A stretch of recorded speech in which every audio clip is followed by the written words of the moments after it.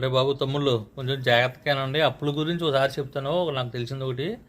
మొన్న ఒక 5-6 రోజుల కిందట ఒక న్యూస్ వచ్చిందనమాట. అది ఊరెందుకులే, ఎవరో కథనంట కొడుకు పుట్టినరోజు కోసం 3 లక్షలు అప్పు చేశాడంట. అప్పు చేస్తే ఆ అప్పు వడ్డీలతో పాటు అలా అలా పెరిగిపోయింది. ఆ అప్పు కట్టలేకంట సూసైడ్ చేసుకున్నాడంట. అది సరే, ఇంకా దానికి అది జరిగిపోయిన దానికి ఏం చేయలేము అనుకో. కాకపోతే అలా చేసుకోవాల్సిన వాళ్ళ గురించి చెప్తున్నాను అన్నమాట నేను. ఇప్పుడు పిల్లలు చిన్నప్పుడు నేనేం అడగరు. నువ్వు పుట్టినరోజు అంటే ఎందుకు చేస్తున్నావు అంటే, మనం ఏంటంటే మనం గొప్ప, మనం నలుగురిలో నిరూపించేసుకోవాలి, ఇంకా నాకు ఖర్చు పెట్టేయాలి. ఇంట్లో అక్కడికి ఆడలు చెబుతారు. ఎందుకని ఇప్పుడు డబ్బులు లేవు కదా, ఇబ్బంది పడిపోతాం అని చెప్తారు. 190 మంది చెబుతారు కంపల్సరీ. అది కూడా కాదనేసి మన గొప్ప గురించుకుని మనం చేస్తాం. అప్పు చేస్తాం, పుట్టినరోజు చేస్తాం, కొంతమందికి ముందు పోతాం. ఆ రోజున కొంచెం సంతోషం ఎక్కువైపోయి మనం కూడా వేసేస్తాం అనుకోండి, అది వేరే విషయం. వేసేసి అది తీర్చిది లేనప్పుడు అప్పు చేయటం ఎందుకు? నువ్వు నిజంగా ఉన్నా పిల్లల్ని అప్పుల పాలు చేసేస్తాడు. అలాంటి వాడు ఉన్నా కానీ ఇంక పిల్లలు అప్పుల పాలు అయిపోతారు కంపల్సరీ. ఇక పిల్లలు ఏదైనా బయటకు వెళ్ళారనుకో, రే మీ నాన్న ఇంటికడా, మీ నాన్న డబ్బులు ఇవ్వాలరా అని అడుగుతారన్నమాట.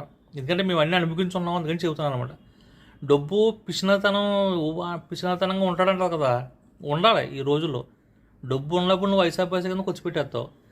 దగ్గర డబ్బు లేదనుకో, ఎవడో పట్టించుకోడు, ఫ్రెండ్ పట్టించుకోడు, ఇంట్లో పట్టించుకోరు. గట్టిగా మాట్లాడితే పిల్లలు కూడా పట్టించుకోరు. ఏదో బూతులు తిడతారు. నీకెందుకు పిల్లని పిల్లం అడుగుతుంది, నీకెందుకు పిల్లలని పిల్లలు అడుగుతారు.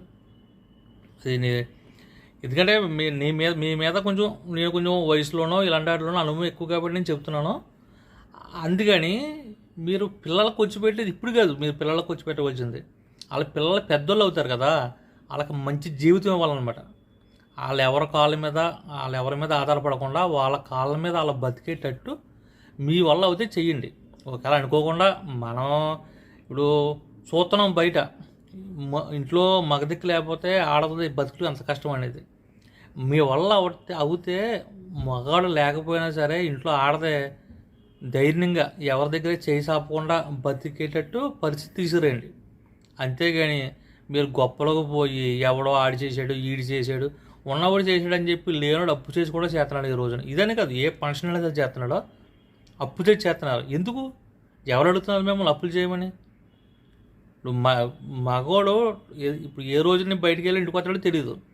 ఏదన్నా అవుతే వెనకాల వాళ్ళు ఏంటి, వెనకాల వాళ్ళు ఎక్కడికి, ఎందుకంటే నేను దేనికన్నా ఒక వాయిస్ కన్నా పెట్టేద్దాం అనుకున్నా కానీ నాకు ఇష్టం లేదనమాట. అది ఎమోషన్ తెలాలి. అది మీరు తప్పుగా అనుకున్నా పర్వాలేదు, మీరు ఏదైనా తప్పుగా కామెంట్ పెట్టినా నాకు పర్వాలేదు, నాకు చెప్పాలనిపించింది. ఎందుకంటే అప్పు మనిషికి